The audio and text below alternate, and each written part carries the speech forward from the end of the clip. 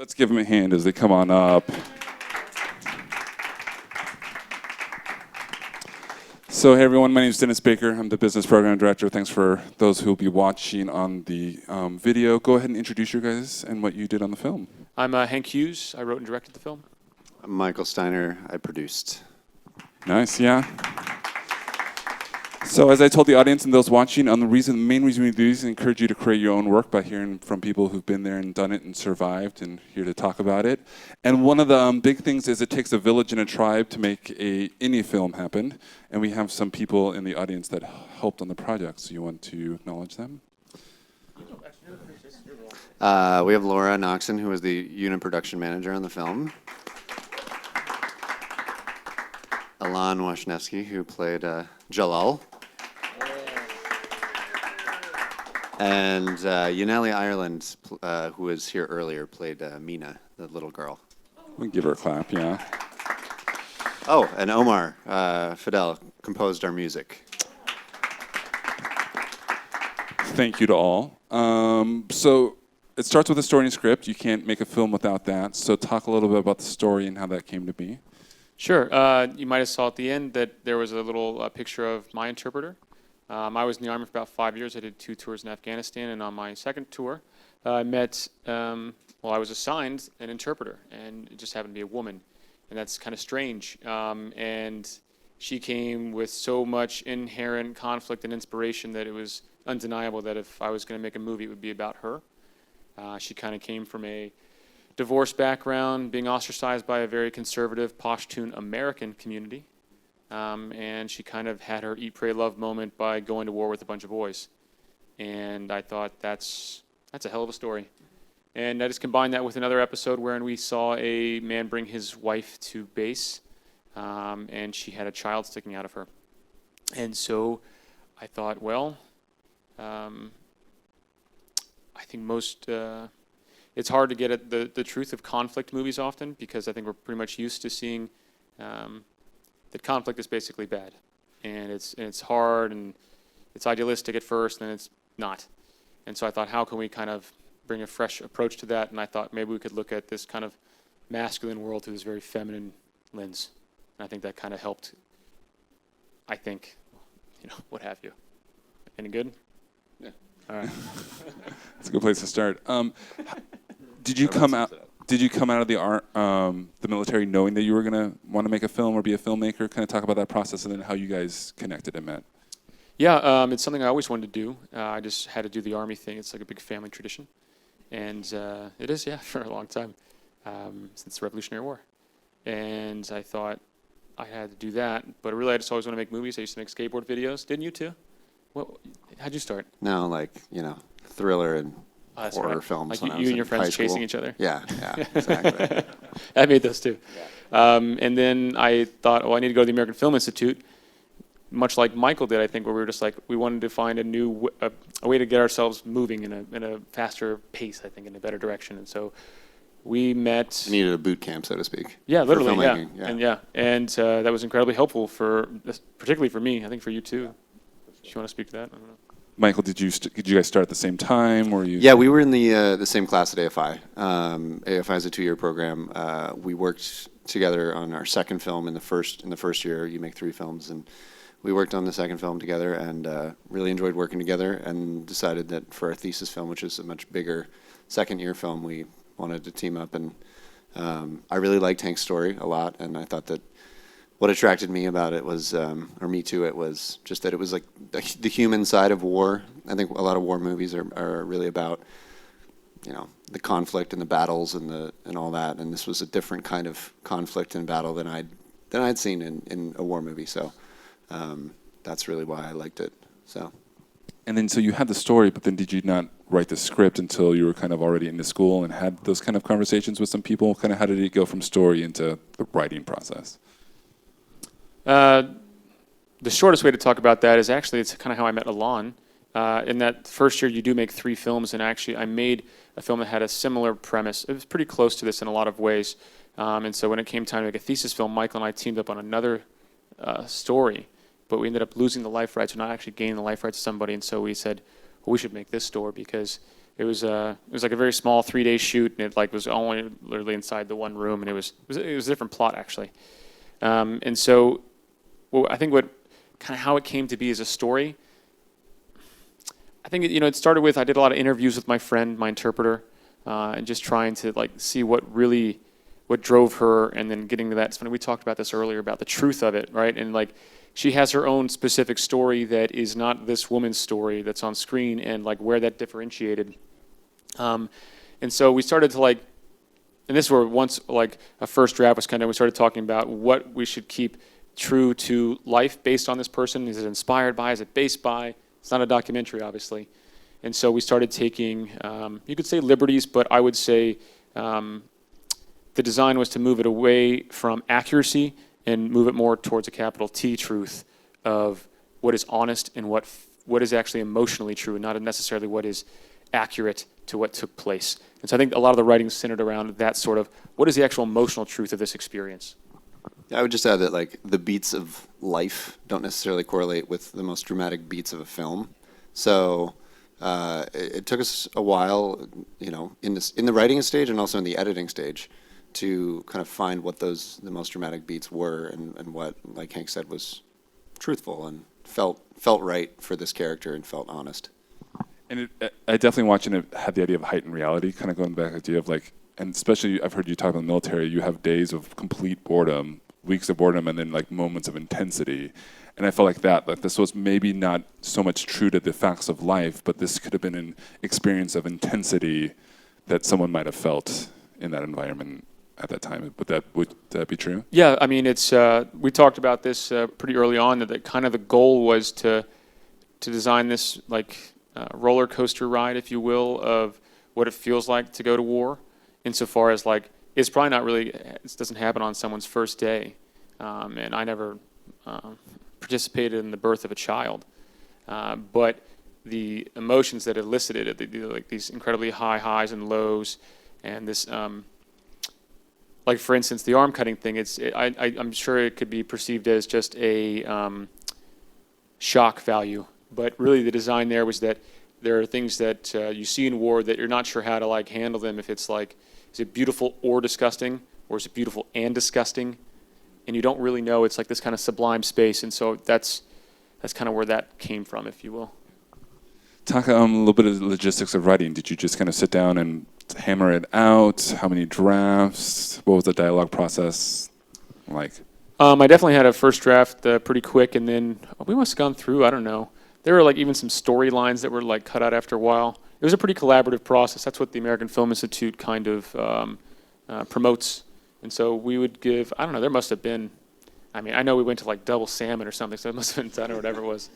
But yeah, it was always a very collective, like, hey, is this working for people? And then like Michael's very good about giving emotional story notes that we felt what was going on with the characters was correct. Yeah, we had actually a pretty short development process for the script, but like you said, the way that AFI is structured, we got notes from our story mentor, who was great. We got notes from our cinematographer and our editor, who both had really good kind of ideas and input. So Hank was good about kind of opening it up to as many people's input as possible, and picking the good ideas and then digesting and doing, going home and putting fingers to keyboard, pen to paper. Yeah, and honestly, there was a bunch of rewriting. We rewrote the beginning and the ending and reshot that because it was not. We didn't capture, I think, the rhythm of the film correctly at first. And so both the beginning and the ending are slightly different. Can you talk about the differences? Sure. Yeah. The initial beginning was a scene between the interpreter Theda and her husband. And it didn't make sense because it's a short film, and the amount of time where you spend should be to more of like a contained story, and it just felt like disparate elements. And so the tricky part was like now you have a middle part of the film that you really enjoy, and you're like, okay, now how do I like begin this, and how do I sum it up, and how do I do that with like one location, or what have you. And so that's kind of how the shower scene came to be. And the ending, we basically had it. We just didn't have that interaction between her and the child, which we just ran out of time, essentially, because the babies, well, they don't work very hard. So, by law. And they laugh when you want them to cry, you know. Temperamental, they are. You hinted at that. I'd love you to talk to me more about, because we see a lot of this in screening short films. A lot of short films try to cram a feature story into a short. So how are you mindful of like, okay, I only have X amount of time. What do I want to tell versus what I can't tell, or what should I have to cut away? Yeah, it's I read this quote the other day that I have now put up next to my computer for when I'm writing a feature version of this, and it says something like, "War compresses the greatest opposites in the shortest time in the smallest space." And so it was kind of thinking about that in this, where you could tell right away that we had a lot to go through. We were talking about life and death in this movie essentially, and it takes 25 minutes. And so it is somewhat of a small, or what do we call them, smeechers, a short feature in a lot of ways in terms of its trajectory. But I think you can go as far emotionally with a character, I think, in a short. It's very hard as in a feature, but you can't tell that scope of say time. Maybe it's playing with time is really a feature game, I think. I don't think you can really do cut to 50 years later, cut to 20. You can, but it's much more difficult. Let's start getting the pre-production. Obviously, with AFI, you guys sound like you have a schedule. Do you guys have time slots? Do you guys have? Because I assume you're working on other people's projects, or do you kind of just have okay, free reign for the year to schedule it as you will? No, you definitely get assigned a particular date at AFI, and you have to. There's a whole pre-production calendar and schedule that if you didn't have that and you weren't actually kept to it, I don't know where we would be as producers. But because it's ultimately very stressful, but it's very helpful. And so we had a few weeks of kind of development and writing, and then at least for me, you get right into physical production prep. And we had a big 5-week out meeting and a big 2-week out meeting from the time of production. And there, with kind of the woman that runs production, you go through everything. Locations, actors, crewing, all of it. And you find out where the holes are that you need to fill quickly. So yeah. What were some of those holes, if I may ask? That you had. Well, and you constantly have to kind of balance budget and time. So, I mean, originally in our script, we had a military base for a while, and then we realized basically, I don't remember when it was, 2 or 3 weeks out, we couldn't really afford that because of the day costs of that location. So we had to cut it, and we had to. You lost goats and chickens. Yeah, right. The goats got cut, the chickens got cut. Yeah. We killed the goats. Yeah, I remember that moment. Yeah, it came down to what was it? There was a finite thing that we could afford, and it was goats or food or something. And it was well. Yeah, exactly. So those are the glorious decisions a producer and director have to make, kind of coming up to the day of production. But and then crewing, of course, you have to. There was a bunch of. I mean, I had an awesome producing team, but there was also just a lot of support, production support that needed there. So hiring, coordinator, or hiring costume designer, or ACs or whatever. Your DPs tells you that they lost some, person in the electric department, so you have to quickly fill that hole, that kind of stuff. Do you get all your guys' money from AFI, or is it partial and then you have to raise your rest? Kind of talk about how that works. It's partial and you have to raise the rest. AFI gives maybe about a quarter of the budget out of the tuition, and then you're responsible for borrowing and stealing from mostly friends and family. Some people do it differently. I mean, some people ran big Facebook campaigns and got lots of little donations. We were fortunate that we kind of went to a couple of people that were very generous, and we didn't have too many doors to knock on. So, but that's different for every person. I think you got to get creative. Did you have those people kind of in your back pocket you knew about, or is this something that you discovered in the process that these were people that kind of came across your path? Mostly just from your community, from people you know. Yeah. I think that's because, at least in our case, the people that they're not going to get their money back, especially because it's a donation. So what are they supporting? They're supporting you. And so we were we basically just went to people and said, hey, can you support my life and career? This is what I'm really passionate about. This is why it matters to me. And, you know, mostly responses were positive. Great. That's great. Let's talk a little about casting for our actors in the room. Since you had a reference of somebody, how influential was that in the casting process? Did you try to just clear that out and just kind of be open to what the characters look like, who they were, or did you have kind of in your mind visuals or people or attitudes or however? I would say I've never been one for like, putting a picture of Molly Ringwald up and saying like that's who this person is I'm writing about. And so I think that for casting it came down to. There was a severe bottleneck right at the top, which was people had to speak the language. It was a requirement for both of us, and that you wouldn't have we wanted someone who from these cultures or close enough to these cultures to portray these people, and I think that is appropriate. And so that was the first issue, is like who can speak. So for instance, like Mr. Jalal here, well, Alon actually, but the character Jalal is Persian.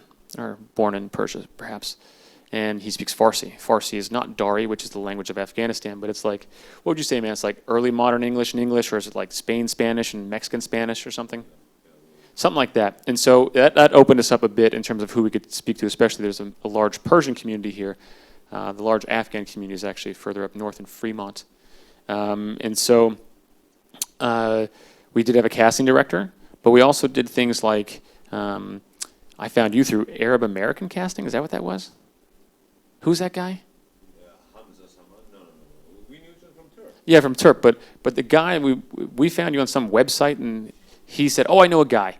Like it was the most random thing. Because it's funny because no one's even Arab we're talking about here. But and then so and like with the lead actor, Layla, I Googled Afghan actor, or actress actually. And I compiled a list of all 6 that were on the internet.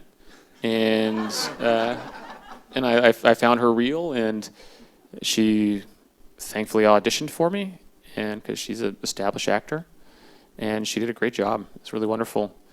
And then in terms of the other bits of casting, I guess you can speak about Naveed if you want. Naveed's a bigger actor. Sure, yeah. I mean, we had a great casting director Becky Silverman, who is yeah, she's great. She did a really good job for us. We did a combination of 2 things, which is Hank and I came up with lists of kind of more established actors that we wanted potentially to come in, and she, stuck her neck out and reached out to those people for a small short film.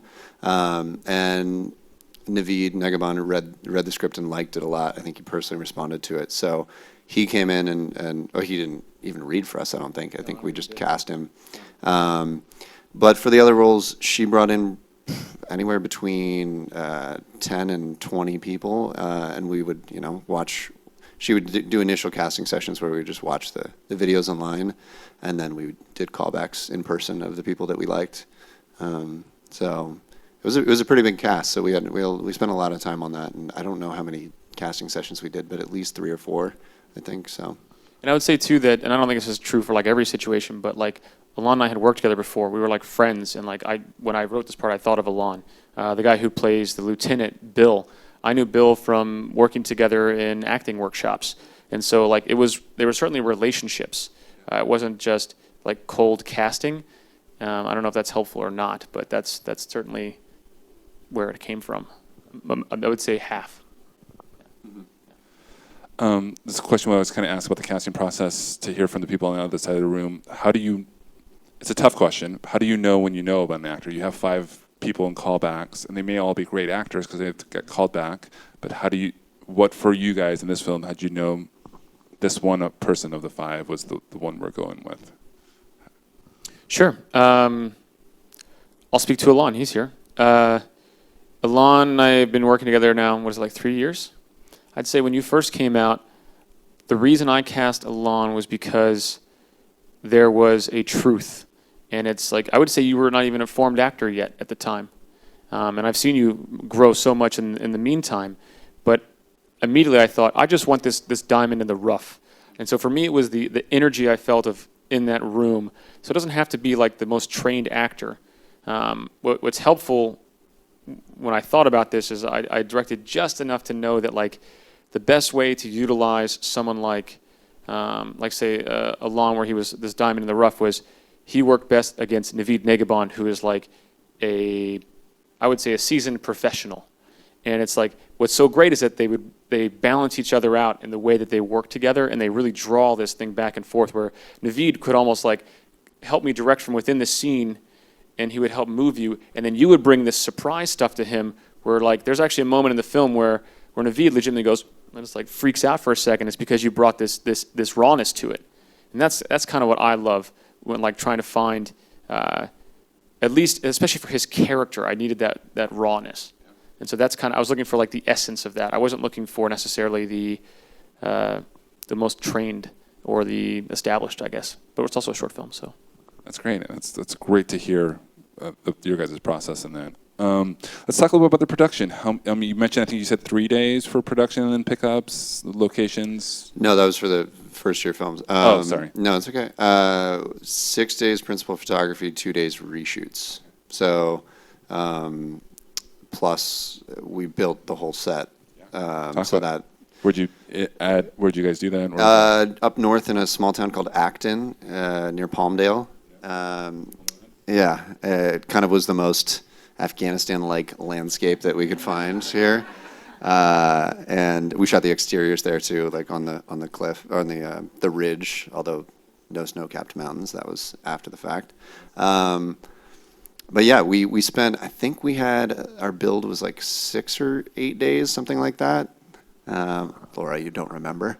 I think it was like 6 or 8 days, and we had a crew of probably at least 5 or 6 people out there on site all day. And plus there was an earlier kind of, we constructed a lot of flats ahead of time, and then had a lot of painting to do. And our first morning of production, they were still painting because it had rained the night before, and they couldn't paint, and it was bitter cold, and I think our call time was something stupid like 4:30 a.m. or so.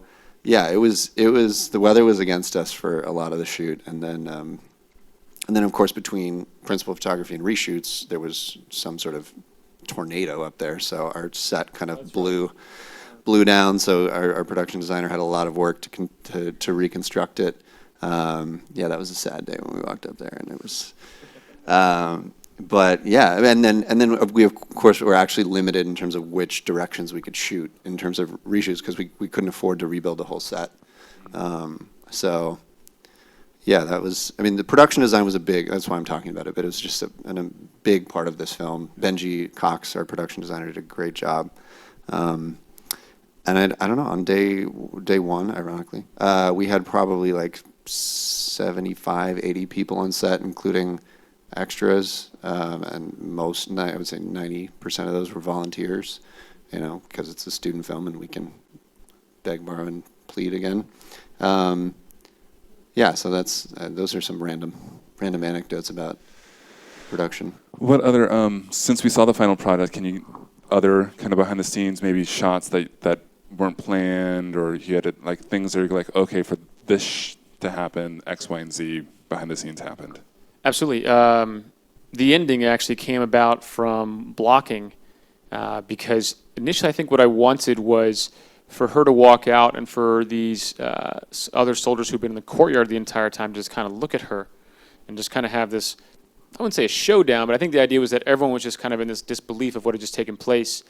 And Layla, the actor, the lead, she said, I just don't feel that. Like, I would never stand here and look at these people. And I was like, shut up, man, I'm the director, And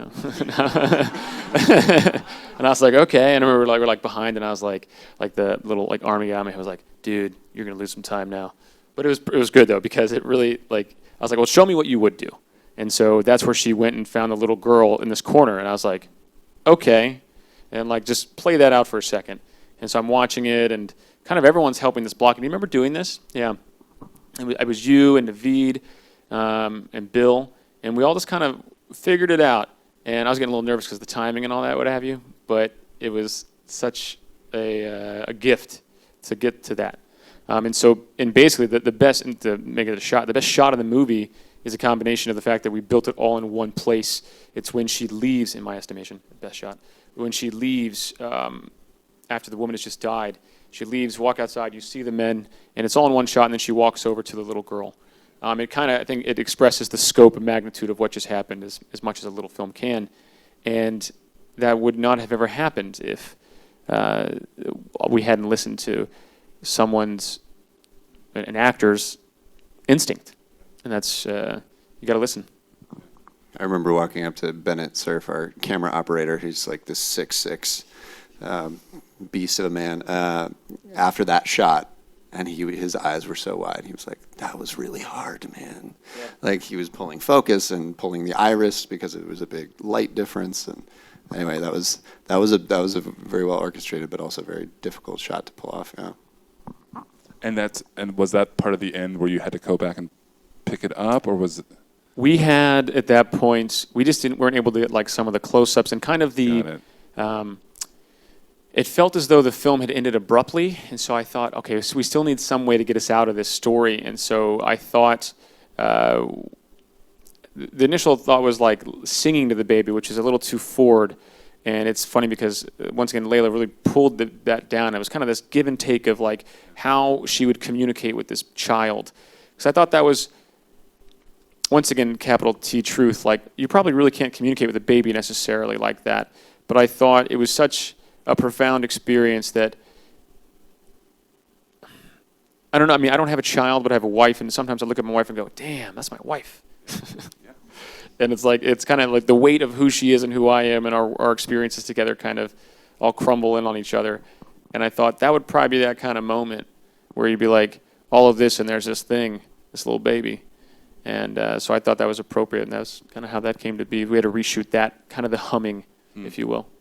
Well, I think weight is a key word there. Just there's so much weight in how, like, the reactions it was almost just a kind of like being in the moment. It felt like as a audience member, just watching her just kind of just be there in the weight. So totally. I mean, it's in fact, the only thing I'd probably change about the film is I wouldn't subtitle what she says to the child, because not because I didn't write it, although I didn't. It just came naturally from her. Just because it almost feels like a distraction. Because what I really like about that moment is it was her. I said, hey, I want you to just communicate with this child. And we just did it a few different ways. And that's what we came up with. So I'd almost wish it didn't say that. I think it says, you look beautiful like your mother or something along those lines. Because that's almost superfluous. The whole point is this interaction. We're going to be wrapping it up, and usually we end the conversation with what did you learn through this process that you'll take away and then use for the next project you're on. Maybe another way we say it was some golden nuggets that you would maybe pass on to someone who's looking to make a short film, things to remember, advice. I would say the importance of crewing and like really crewing is casting essentially. As you know, I'd not come up with that, but it's a good adage because it's very much about. I mean, who's behind the camera, and the whole team that makes that up is as important as who's in front to me. And you know, it's mostly through references and like, you know, reaching out to friends and kind of finding people that they like and trust. But if you're hiring somebody new, you know, check their references and do due diligence. And I would say that was the major takeaway for me. Yeah, and also just how challenging it can be in the moment when it's, you know, really early in the morning and you're freezing cold and you're wondering why the hell you've gotten all these people out there, you know, and you're running behind, and you know, babies aren't crying, they're laughing. But you know, it kind of pays that afterwards. There's kind of an afterglow, regardless of how well the film does. Like just the payoff is that, you know, you get to sit in a theater with a room full of people and lead them through an experience. That was an awesome payoff and something I really like. I would say, I think I found out that my job was not to have all the answers, but to find them, and that required me to listen. And so it's tough because, like, you think that that perhaps conveying that you don't know what to do is gonna not inspire people, essentially. But in fact, I think it kind of creates some of the best stuff. I mean, I learned that the best way to work with actors, some not always, but in a lot of ways, was to kind of let the other actor do the work that is working next to them. And it's like, I can't like tell an actor how to feel. Like that communication came through. Why don't I just have him say, like, change his objective slightly so that this actor has a reaction? And that's what I wanted. So I learned to do it that way. And that's something I learned on this film just by kind of realizing that, I think it was either Layla, she asked me if I could do that. And I was like, or she didn't specifically say that. She said, can you give me some sort of stimulus? And I think she thought I was going to like throw something to make a noise. And I was like, oh, I know what I could do. And so that kind of, like finding that, or like how we found the ending, you have to, I think, be able to listen to a lot of voices and kind of distill what you think is appropriate. You just have to find those answers. They shouldn't all come from you. I think that's a great place to end. Let's give him a hand and say thank you.